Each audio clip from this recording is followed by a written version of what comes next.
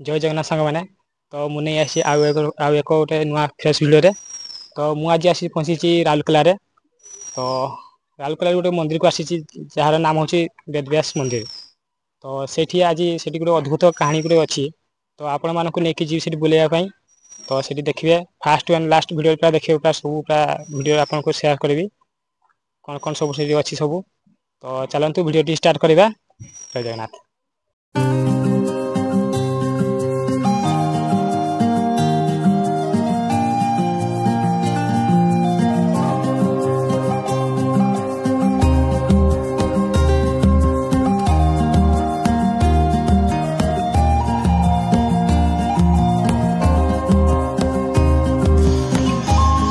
मैंने आप वेदव्यास मंदिर आसते आपको राउरकेला स्टेशन रू पाखापाखि 12 किलोमीटर कि 13 किलोमीटर पाखापाखि लगे।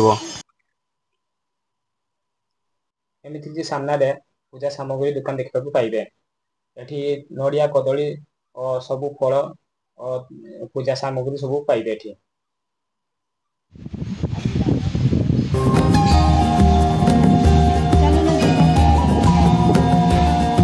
मंदिर परिसर में ब्रह्मा विष्णु हनुमान और अन्य देवादेवी मंदिर मध्य देखा मिले। प्रत्येक देवल निजस्व धार्मिक महत्व अच्छी। वेदव्यास धाम इतिहास कहले राउरकेला सहर केवल किछि दूर महानदी कोयल और सरस्वती नदी मिसी स्थान टी वेदव्यास धाम बोली कहुए। यह लोक मैंने त्रिवेणी संगम बोली जानती। पुराणा कथा अनुसार महर्षि वेदव्यास एठारे बसी महाभारत रचना करथिले से स्थानटी को वेदव्यास बोली कहुए। कथा अच्छी व्यासदेव लेखार सहायता करने श्री गणेश को आमंत्रण करथिले।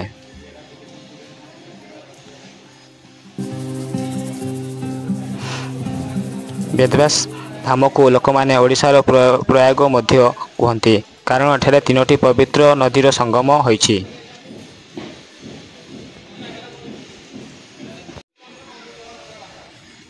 कहुए जे व्यासदेव जन्म मध्य एठारे होइथिला। से मुनि पराशर और माता सत्यवती पुओ।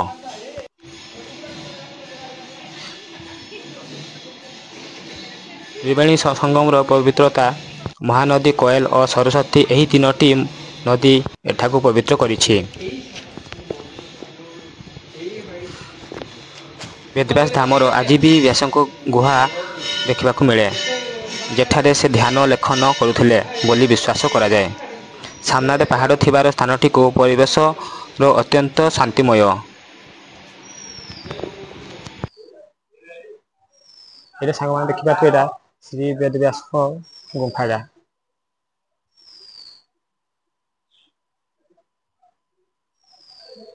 ये बसिकी वेदव्यास लिखिथिले महाभारत लिखिथिले रचना करथिले।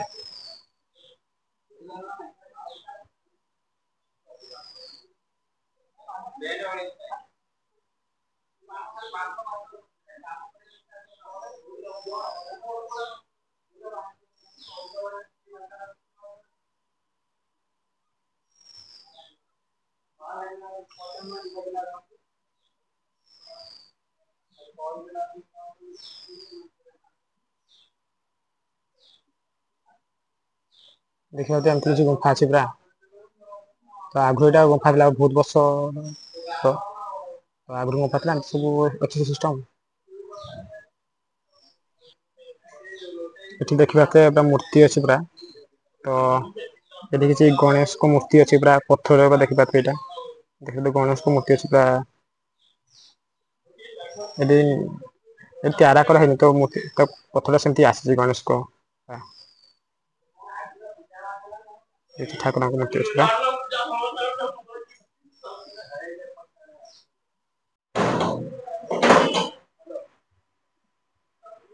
गरम पानी लुण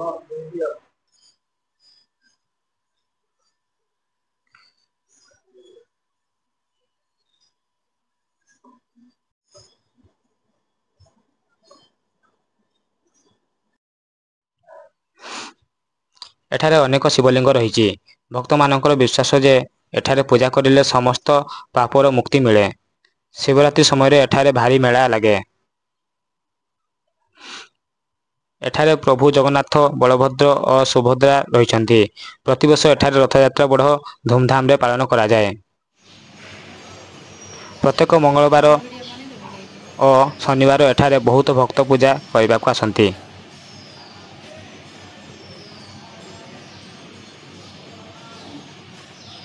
ସାଙ୍ଗମାନେ, ଏହା ହେଉଛି ସବୁଠୁ ପବିତ୍ର ସ୍ଥାନ, ବ୍ୟାସଙ୍କ ଗୁହା।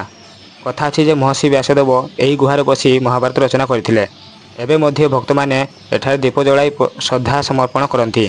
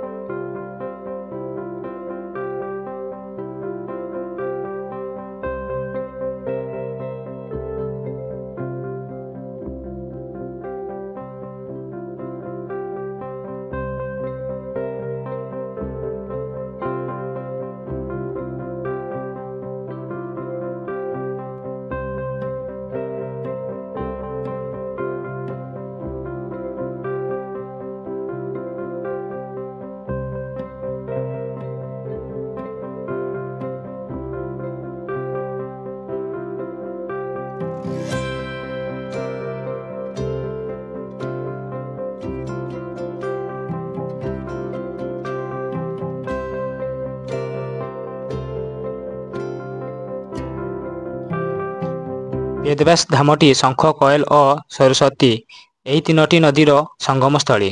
ଏହାକୁ ତ୍ରିବେଣୀ ସଙ୍ଗମ ବୋଲି କୁହାଯାଏ। କୋଏଲ ନଦୀ ଝାରଖଣ୍ଡରୁ ଆସି ଏଠାରେ ପ୍ରବେଶ କରେ। ଶଙ୍ଖ ନଦୀ ମଧ୍ୟପ୍ରଦେଶର ପୂର୍ବୋତ୍ତରରୁ ଆରମ୍ଭ ହୋଇ ଓଡ଼ିଶାକୁ ଆସେ। ସରସ୍ୱତୀ ନଦୀକୁ ଲୋକମାନେ ଅଦୃଶ୍ୟ କିମ୍ବା ପାତାଳ ନଦୀ ବୋଲି ବିଶ୍ୱାସ କରନ୍ତି, ଯାହା ସଙ୍ଗମ ସ୍ଥାନରେ ଏହି ଦୁଇଟି ନଦୀ ସହିତ ମିଶିଥାଏ।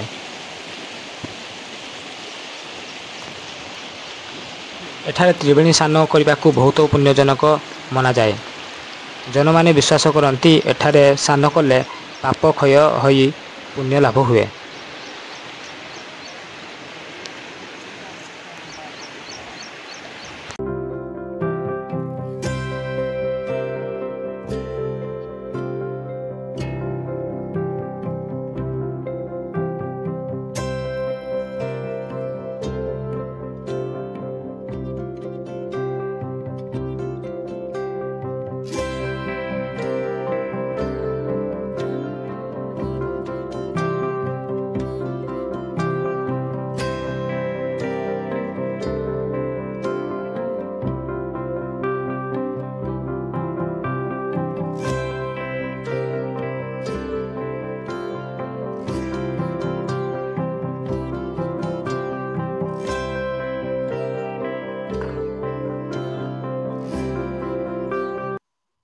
ତ ସାଙ୍ଗମାନେ ଦେଖିପାରୁଥିବେ ଏଠି ଗୋଟେ ସରସ୍ୱତୀ କୁଣ୍ଡ ଅଛି ଗୋଟେ।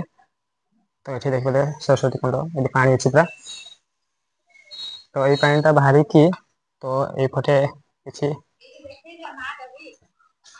ଏପଟେ ଦେଖେ ଏପଟେ ବାହାରିକି ଏପଟେ ଆସେ ପାଣିଟା। ଏଇ ଯାଇପା ଦେଖିପାରୁଥିବେ।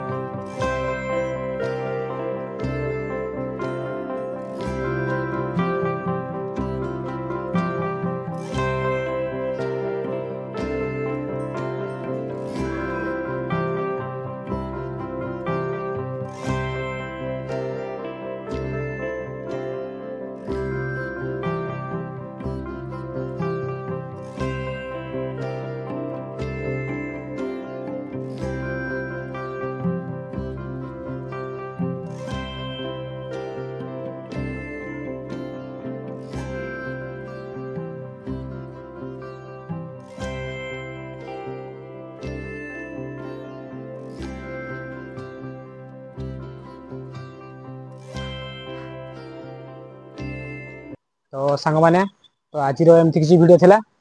ତ ଭିଡ଼ିଓଟି ଭଲ ଲାଗିଲେ ଲାଇକ୍ ଆଣ୍ଡ ସବସ୍କ୍ରାଇବ୍ ଆଉ ସେୟାର କରିବାକୁ ଭୁଲିବେନି ଆଉ ନିହାତି କମେଣ୍ଟ ବି କରିକି ଜଣେଇବେ ତ ଭିଡ଼ିଓଟି କେମିତି ଲାଗିଲା। ତ ନେକ୍ସଟ ଭିଡ଼ିଓ ଦେଖାହବ ରଖୁଛି ବାଏ ବାଏ।